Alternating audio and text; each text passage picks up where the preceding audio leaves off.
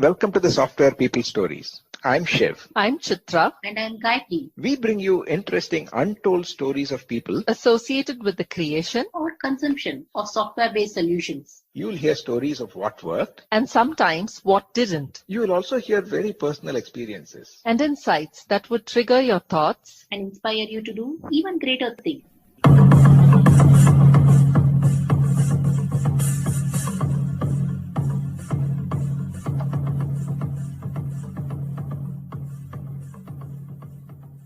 Before we jump into today's conversation, a special thanks to PM Power Consulting for encouraging and supporting this show right from the start.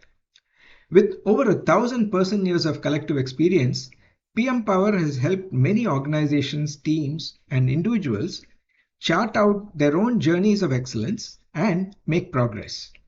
Thank you, PM Power. Now, let's move to today's episode. My guest today is Sree Krishna Kumaraswamy, known more popularly as Krishna, a data and analytics leader with over 20 years of experience spanning consulting and large enterprise technology companies. In this conversation, Krishna traces his journey from growing up in Chennai with an expected engineering path to discovering mathematics and statistics through the Indian Statistical Institute. He talks about his early work in applied statistics and computer vision, applying concepts of machine learning before the term data science became a mainstream term. Describes how Carnegie Mellon's knowledge discovery and data mining program deepened his exposure to algorithms, natural language processing, unstructured data, and the business applications of predictive modeling. He emphasizes that generative AI is powerful but costly, and the need to use it thoughtfully. He also stresses the responsibility for ethical data use that is shared across organizations, including data scientists, engineers, governance teams, risk leaders, executives, and users. He touches upon data poisoning, cyber threats, and the growing need for systems that can detect fast-moving patterns without overreacting to every small data change. He has some career advice for those aspiring to enter or switch to data science roles. And finally, he shares his grounding principle, which is about so what, who cares, test. Okay. So working on problems that matter to someone, finding partners who care about the outcome, and focusing on impact rather than technology for its own sake. Listen on.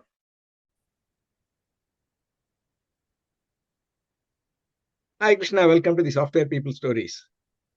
Happy to be here. Yeah. So, as you know, we always start with your origin story. So, even though I've known you for a while, it'll be good for our listeners to get from your own words how you got associated with IT, what are the things that you've been doing, and then we can take it further. The word IT, I still kind of like want to think about, am I really associated with it? But I think at some level, I think I am. My story, I thought, was always very different from many other stories, but in the sense that I grew up in high school always thinking that I was going to become an engineer. That was the path that was decided for most South Indian kids growing up in Chennai, mainly. Especially if you have older brothers and older cousins, that was kind of like the determined task. Somehow and I was always fascinated with math in general. So I had this thing where math was of my primary interest. After my high school, I ended up getting this application for this unique university called the Indian Statistical Institute. Something I had never learned about. The only reason I got that application was one of my uncle's friend's son happened to be studying there, and it was an application form that my cousin and we just filled it out and said, and the primary motivation for me at that point was, and maybe this is like accurate or not, the application did not actually require a parent's signature. So I was very proud that I could fill out an application that did not need anything. This was Indian Statistical Institute, mostly focusing on math and stats. And I went to the entrance exam. And the entrance exam was an IIT JEE style entrance exam. Mhm. Two different papers, one multiple choice and one very involved kind of questions. Nothing that I had prepared for, but by the stroke of luck, I got an email or a letter saying that I was selected for an interview round. Mm. And at that point, this was in Calcutta, and I got a free train ticket to go and see Calcutta and stay there and come back. So that was the motivation while I wait for the engineering, the JE, the DOT results to come out. I had a free trip to spend my high school summer to go to Calcutta and go back. And we had a very interesting experience in the interview process. So I walk into this big room where it is a conference room, 20, 30 people sitting in there, which I later realized that they were all professors at ISI. Started with very simple question, and then they gave me a piece of chalk to go and write something on the board. Everything from limits to differentiation to like actually just having you work out problems on the board. It Okay. is now, it was a kind of very interesting. I said, this is very new for me. And then after the interview was over, they basically came out and said, "Yeah, you're selected. You're going to be admitted," which is also very informal. Um, so I said, "Okay, what's not to like?" I was still waiting for the DOT results, so I ended up going to Calcutta to start the program. And somehow that became a place that I liked. I liked my friends and the people that I'm meeting. And I did not have very great DOT results, so I said, okay, maybe I'll continue doing math. So that became my association with math in general. And then the career path has like taken me a little bit farther away from what most people that join ISI do, which is getting into doing the PhDs and in math and stats and going very academic route. And I realized that that's not the path I want to be on. And I got towards more applied kind of the areas, more applied statistics, and that was my introduction to more computer vision in general. And I said, okay, this seems to be the good mix of math and computer science that I want to be in. I don't want to be a mathematician. I don't Mm. want to be a programmer. But the notion of like what today we call as data science or machine learning ended up being the path, and that became the career path I ended up taking. So I did my bachelor's and master's in statistics, in biostatistics, and for my master's, and then did a master's in data science. It is called knowledge discovery and data mining, but I did a master's in data science from Carnegie Mellon, and that kind of like got me in a little bit more of like this applied machine learning area or data science area, a lot the long before data science became a thing. Uh, that became my introduction to say, how can we work with data? How can we work with numbers? And how do you apply these in business problems? So that was my start.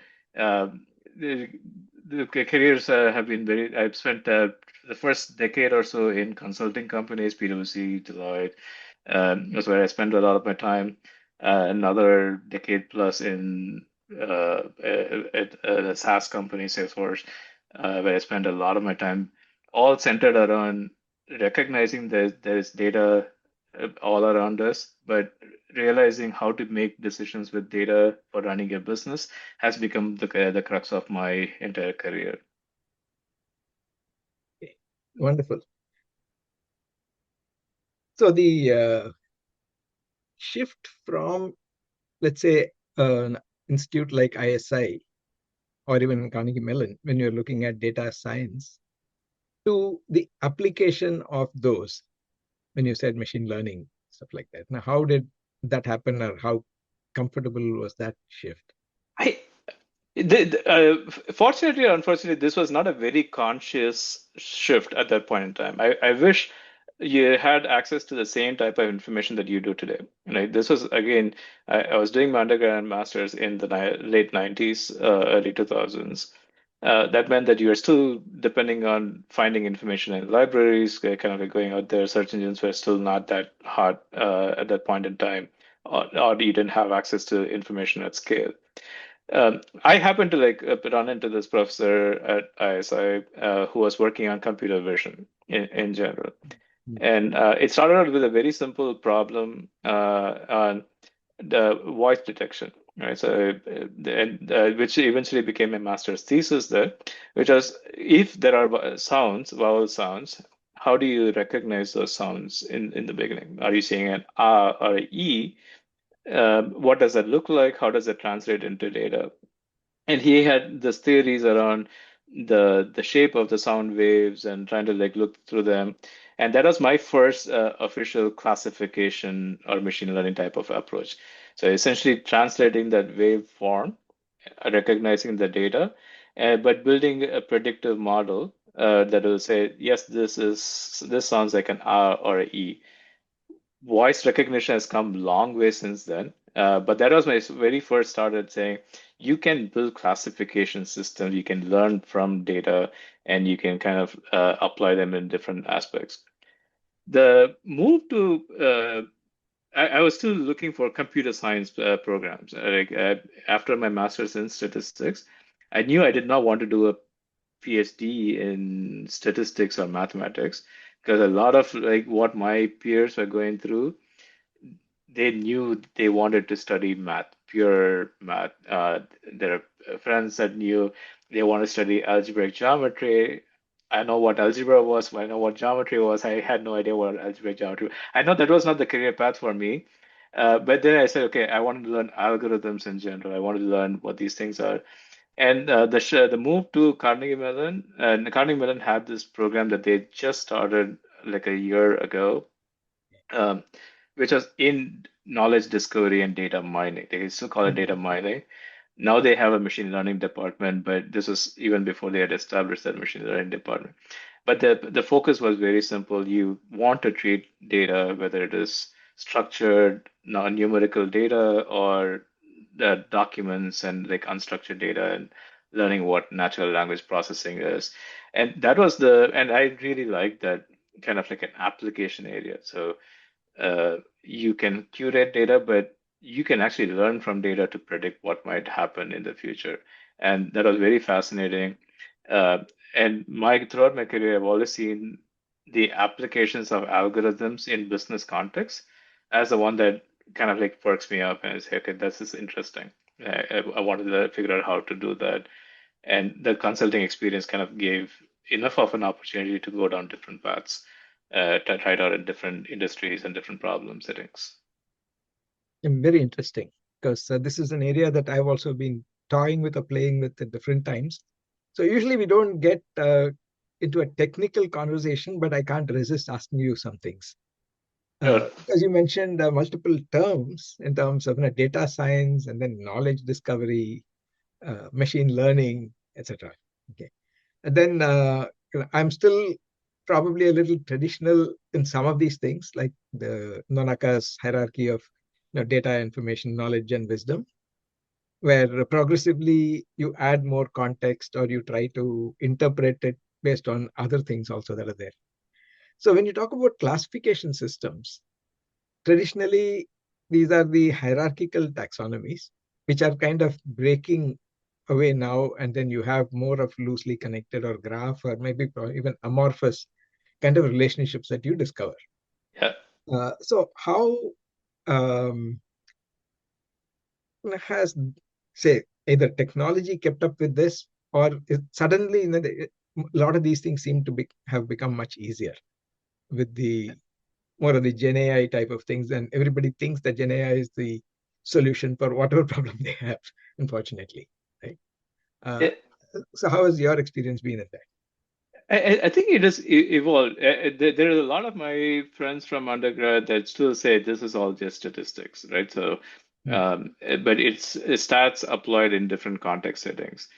In the traditional statistics sense, you were not really looking at data volumes this high, right? Most of the experiments you were running back then was you're doing samples, you're studying, you're doing survey kind of responses for whether you're looking at election type of forecasting, but you're using sample data to look through information and trying to see what might the outcomes look like.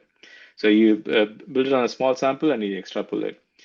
With the advent of the internet and the computing generally becoming cheaper, now you suddenly started everything kind of getting digitized. Whether it is you always had your financial transactions, all your transactions getting into database systems, but you started recording these things in a consistent manner when those database systems became more prevalent and everything had to get recorded. So you're no longer just maintaining your Excel type of data sources, but you're also kind of curating that.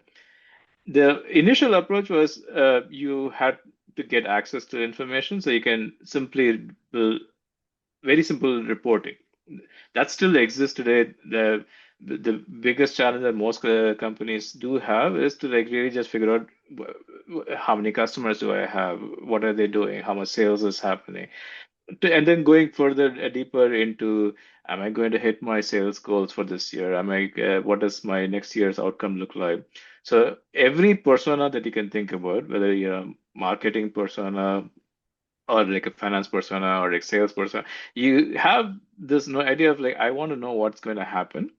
And machine learning kind of like took off on its own. I want to say the 2005 to 2015 was like the peak. I think LinkedIn was among the first few. The term data scientist was coined around that time. It started becoming a thing where you no longer needed a stats person or a computer science person. You had people you had people learning these concepts in your graduate schools. So these programs started existing. And computing became in general cheaper. You're still building on-prem, kind of building it on high like infrastructure you already had. But when cloud computing became a thing, when you had access to Amazon, it kind of like went leaps and bounds, and you could do a lot more things much faster. Gen AI is a very different thing altogether. I think over the last 5, 7, or 10 years, I think the possibilities have always been there, but computing, the availability of memory and processors have significantly improved. That you no longer think about having very large models being run. So these are very expensive. Even today, these are very, very expensive. The biggest bottleneck is, yeah, you can use Gen AI for everything, but it costs. Somebody is paying the bucks for it at the end of the day. So using it efficiently still takes a lot of effort. But that's been the last 5 years is when companies have said, yes, we have to go down that path because suddenly a lot more is at your fingertips. You don't have to rely on different resources for different types of skills. A couple of topics related to this that come up in conversations related to data. One is, of course, privacy.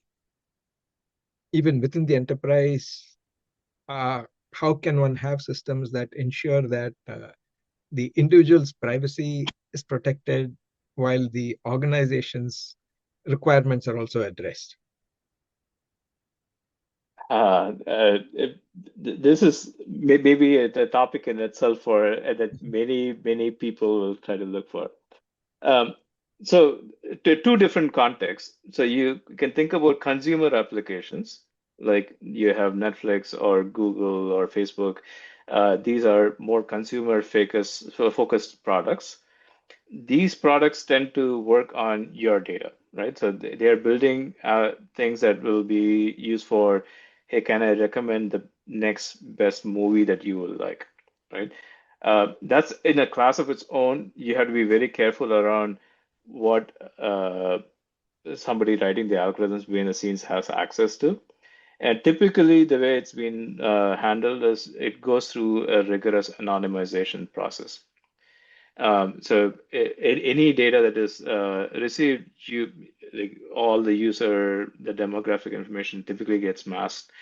So as a end kind of algorithms person behind the scenes, you don't really see like specific identifiable information. So you only get access, and then it's also controlled through what data you should have access to, whether you're working with sample data or kind of like generated data, which is what many teams will be given access to. But then at the same time, you want to have access to some real information too, so that you can run some kind of testing experiments on the fly. So a lot goes through a little bit of you need to write down the access rules first, and some companies do this really well. They've been on the other side. They've kind of like passed those boundaries, but at the same time, they realize that it is something to build from the start. There's a second class of this, which is where I spent a lot of my career, which is really using this in the enterprise context, in a business to business context. In this case, if I'll use the example of Salesforce, which is where I spend a lot of my time, we're not looking at what data you as a customer might put into Salesforce, but we look at kind of like thinking about what can I glean from looking at the building from the outside, right? So I don't know which room you're going into, but I can tell that there are 50 people that entered a building, right? The same concept applies. So I can see what are typically called as metadata. I can figure out if you're turning on certain light switches. I know how much electricity is being consumed. Those type of data, and I know what products I sold to you. So that is considered enterprise's own data. That's Salesforce's own data. That typically wouldn't go through the same kind of you're not breaking any customer boundaries. You're using data that is your data, and this was a very big thing. Companies do have that boundary and say that's customer data. Anything that has crossed the boundary and come out of the systems will need some rigorous type of anonymization processes. Everything from like anonymization, retention, how long can you keep the data after you've lost it?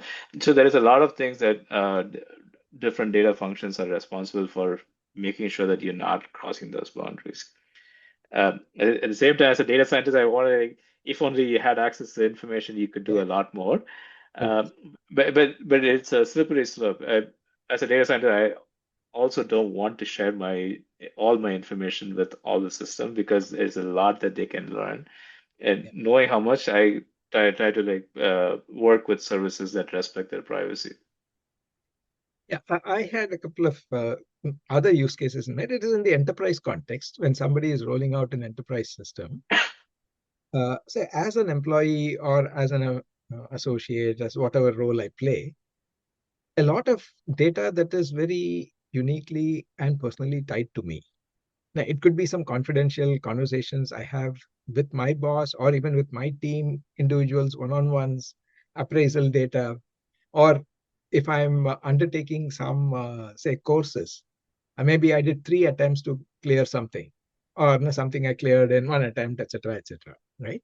While the metadata or aggregated information is also useful, but when you want, let's say, a custom learning, mentoring, or coaching path for someone, right? And today you also gather data from unstructured sources, right? So at least structured data, if you have the hierarchies, if you can set all these access control mechanisms and all that, you can do that.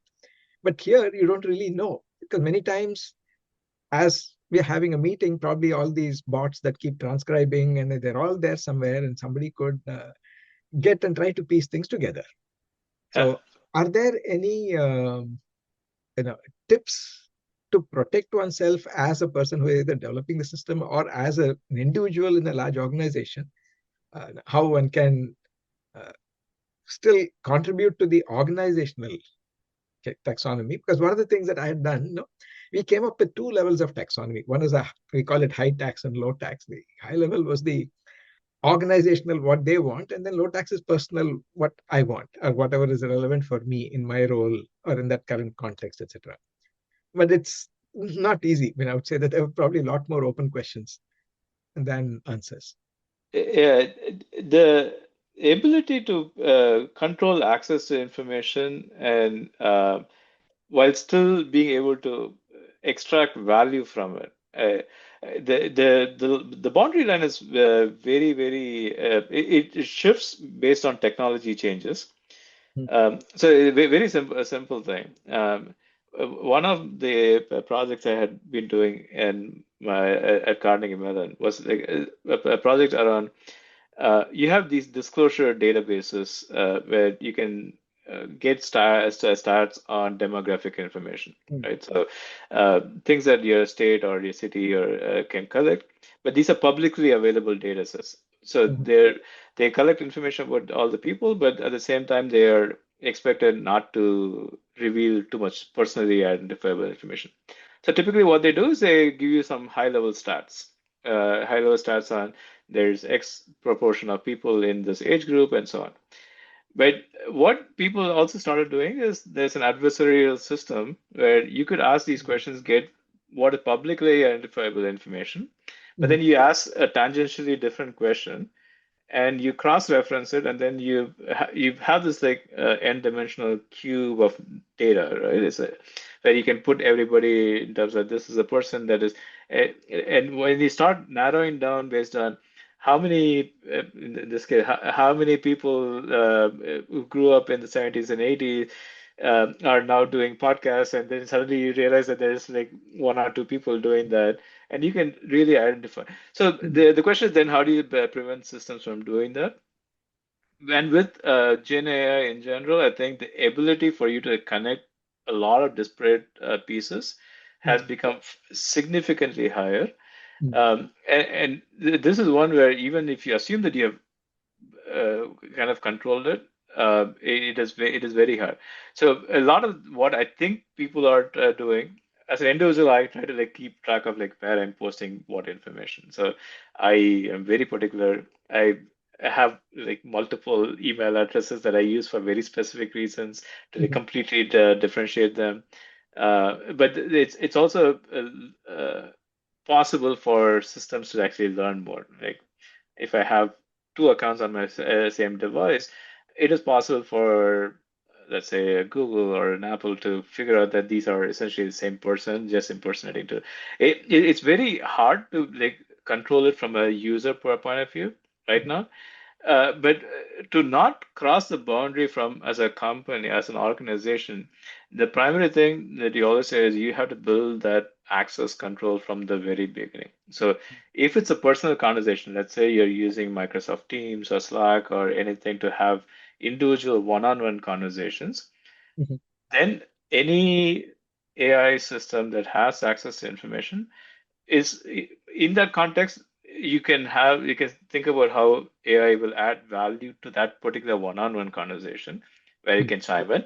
But at the same time, you have to ensure that the person that is setting up the AI system is not taking that and applying it somewhere else. So that AI system should only have access to that, and you should not be able to do it. That comes down to how the AI system is implemented, having strict governance around this. Some companies recognize this effort and build it from the scratch. Some realize that they have crossed boundaries and they realize how they have to put the genie back in the bottle. But it is a hard problem. I don't think companies have figured out how to solve this explicitly. But with technology changing, this continues to be an area of focus for most companies. I can understand no, the use of these technologies for classification, for analysis, for creating summaries, inferences, and so on. But when it comes to prediction systems, or when it comes to extrapolating, or I don't want to call that the hallucination part, but is there a Spider-Man moment saying with great power comes great responsibility, and who is responsible?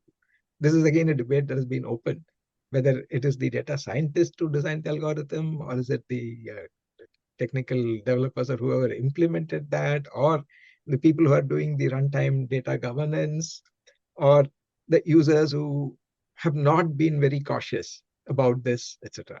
Any thoughts on that? In the end, I think it's going to be a little bit of all of the above. I don't think any individual is going to be responsible for this. Companies have to do a lot better to educate users on what happens with their data. I think the ability for them to like do that, but it's a much harder problem to solve. Typically, organizations, at least large enterprises, will say, "Hey, no, you don't just have access to information. We are going to like build the notion of like a chief data officer exists today. 10 years ago, maybe that was not a thing at all.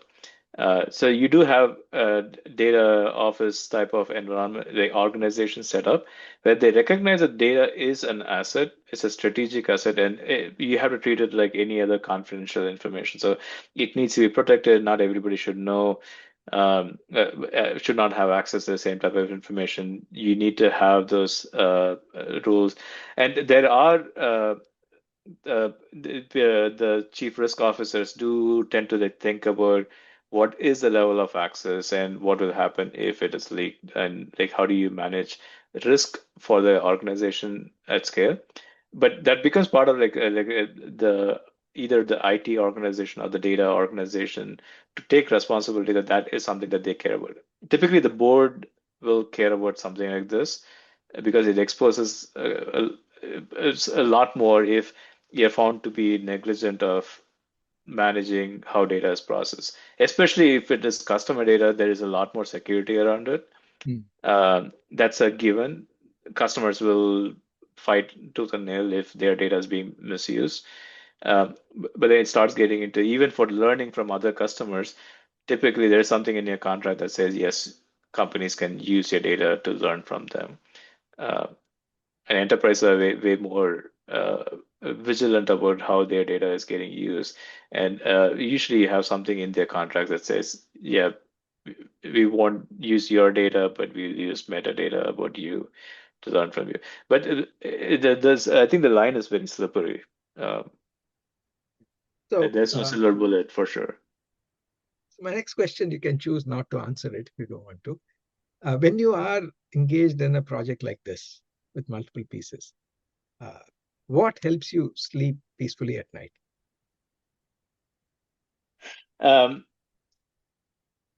One, there's things that are more personally identifiable information or things that can potentially lead to bias in how you use the data. So there's a lot of regulation that has also come into place where if you're using gender or age or in specific applications, let's say insurance premium detection, right? And can you use gender or race as part of your model? That is something that there are regulations that say you cannot or you should not use it in specific ways. So those are areas where I think there's a lot of work that has been done. So ensuring that you are following those processes does help. So that gives you a little bit of peace of mind that you're not abusing any of these systems. The other thing is, end of the day, you're still providing value. If there is, and the simplest things to avoid is now that everything seems to have moved to the cloud, there is enough logging happening that if anything is being breached, you have enough records of like what has happened, so you can actually go back and correct the changes that if it was needed. End of the day, you are providing value and you're ensuring that data, you're not losing data to like people that should not have access to data. That's the primary thing. And working within systems where access control is built from the ground up makes it easier. So for example, making sure that like, if everybody can predict what next year's sales is going to look like, you can start thinking about like for forecasting. A lot of insider trading type of scenarios open up. But at the same time, if you only have access to the customers that you serve and you can have all the information, but you don't see data for other customers, that makes it a lot easier. And knowing that you're working in an environment that supports that kind of access control, that's the one that kind of gets you to sleep better. If they're blatantly ignoring them, I think that's a slippery slope, and that's when you're like the ethics largely come into picture. That's an area that I've generally been supported by people around me that recognize the same risk in those scenarios. That's very well put. Now, when the shift has been happening from, let's say, the traditional, or probably, I mean, now you can't say really old because things keep changing so fast, of creating two different, let's say, data sets. One is your real-time data, the OLTP and the OLAP, and then doing all those things, moving it. Everybody wants things to happen in real time, including whatever is happening, how that can help improve the quality of decisions. So my confusion has always been about a few things as to how to safeguard them. One is with that, the chances of data poisoning, like the supply chain attack, probably through data, you can probably bias the systems or do something.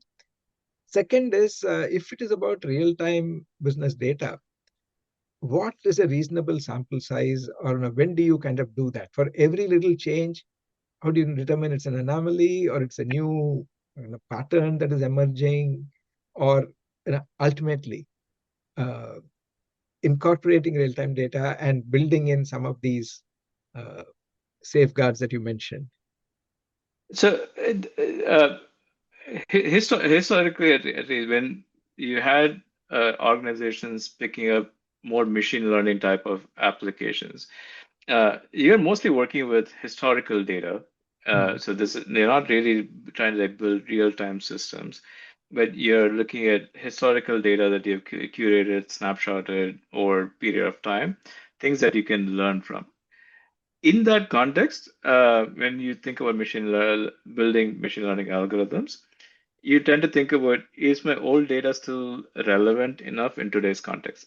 In the sense that is the underlying, how the data is, the profile of the data, is that changing completely? So you typically hear the people talking about, is my underlying model really changing? So if I build something based on really old data, that may no longer be, and using it to predict new things, it may no longer be relevant. So this is the context of historical data, and is my model evolving over time? And typically you tend to look for, is my underlying data changing? Is my model drifting? So model drift is the term that they tend to look for.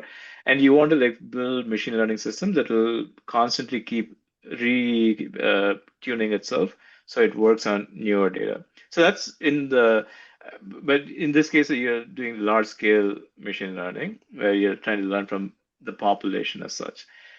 In the real-time kind of scenarios, it's a little bit more on what can I learn about you, knowing what I know about you in particular, right?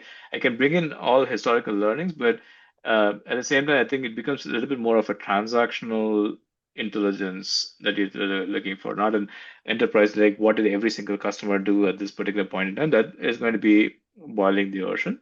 But you tend to think about what can I do with the information? You are in this moment, you're entering a particular type of transaction. It could be a renewal manager talking to a customer, and what is the information that they're collecting, and how do they make that interaction a little bit more intelligent. That's kind of the way you tend to think about. You're not trying to boil the ocean of every single thing that you knew about every single customer. So that becomes a transactional intelligence that becomes a little bit easier. You're in that box, and you bring in outside information as inputs to making the transaction into inference. The other side is you still need to learn across all the customers and historically. I think both have their own places, but slightly different ways of thinking about how you use what information in what scenario.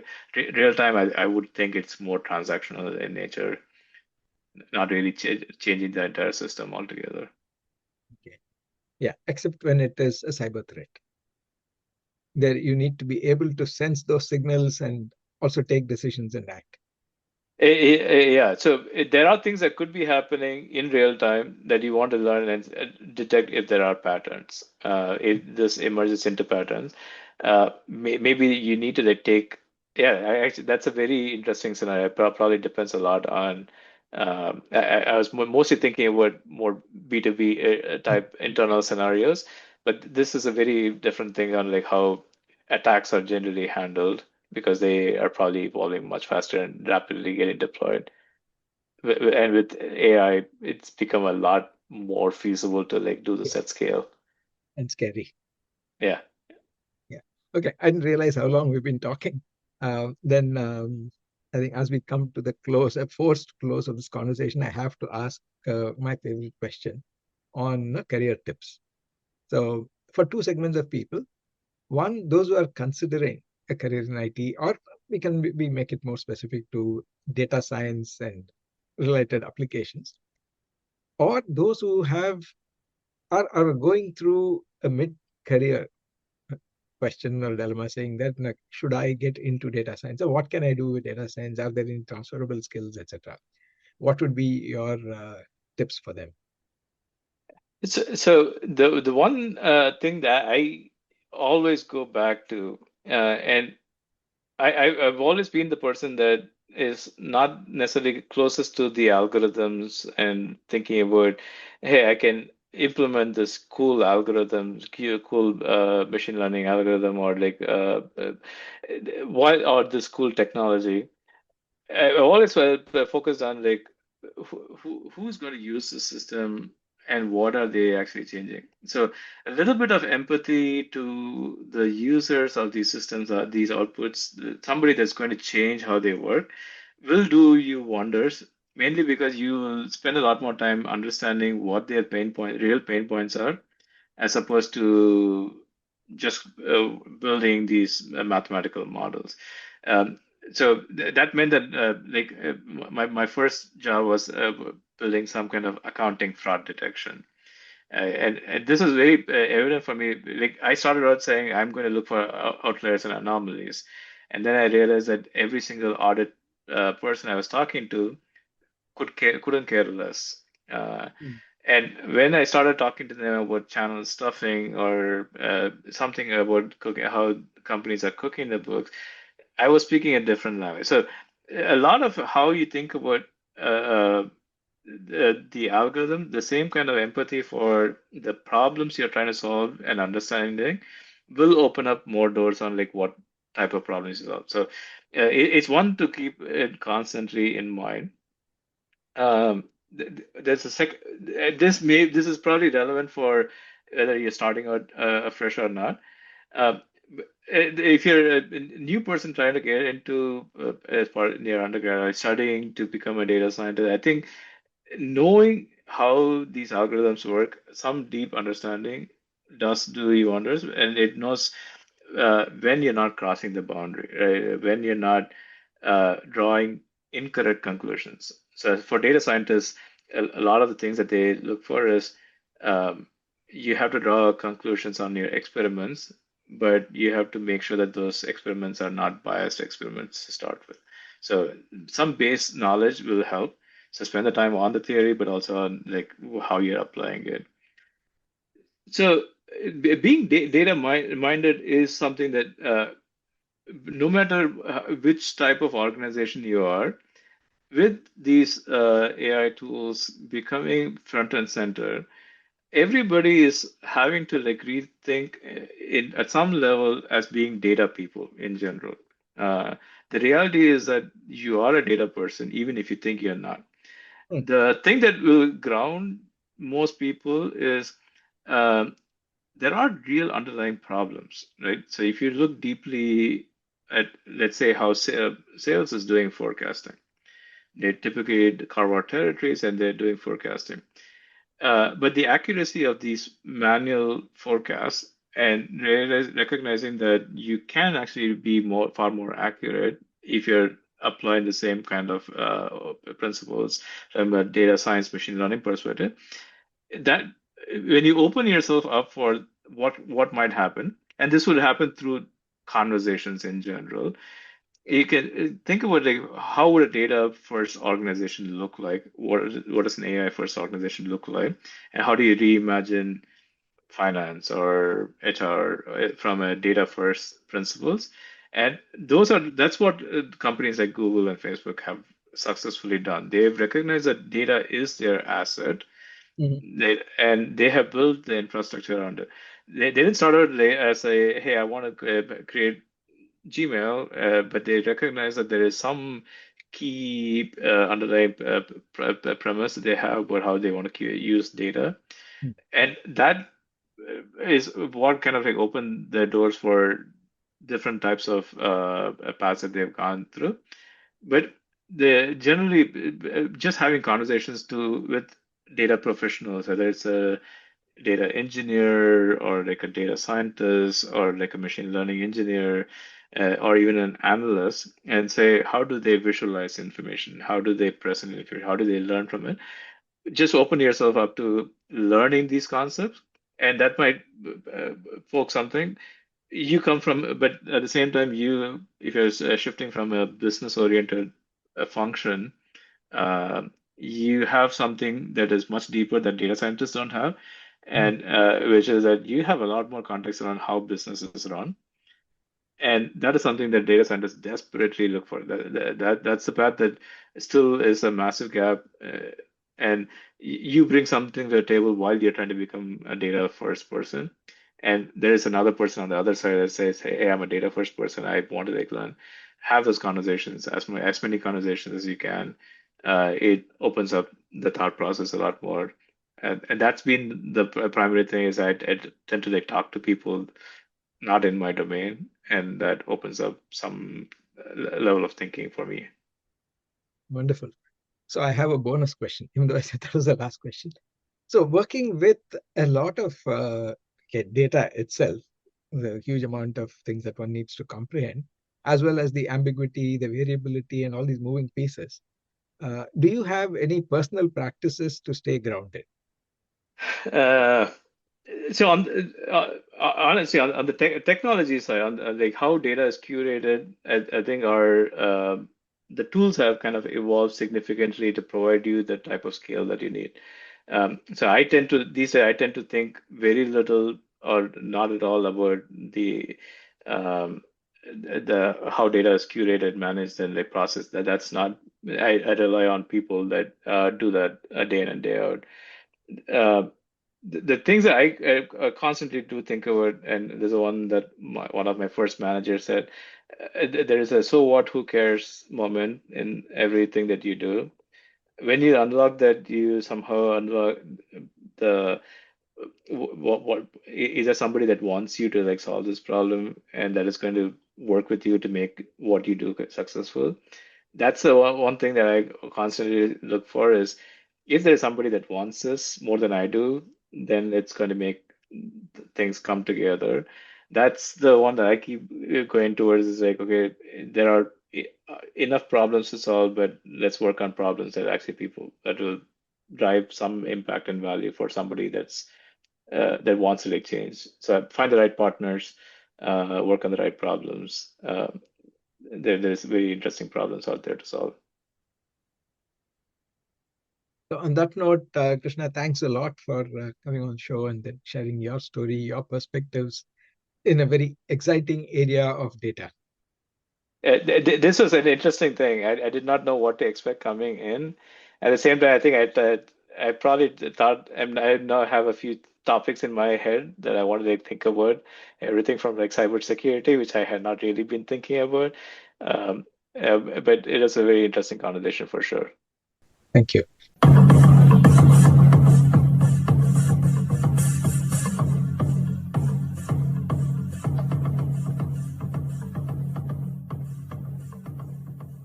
We thank Siddharth for the music and Anita for promoting the Software People Stories. If you like this episode, Please subscribe on your favorite podcast client. And spread the word in your network. if you'd like to share your story, Contact us at podcasts@pm-powerconsulting.com.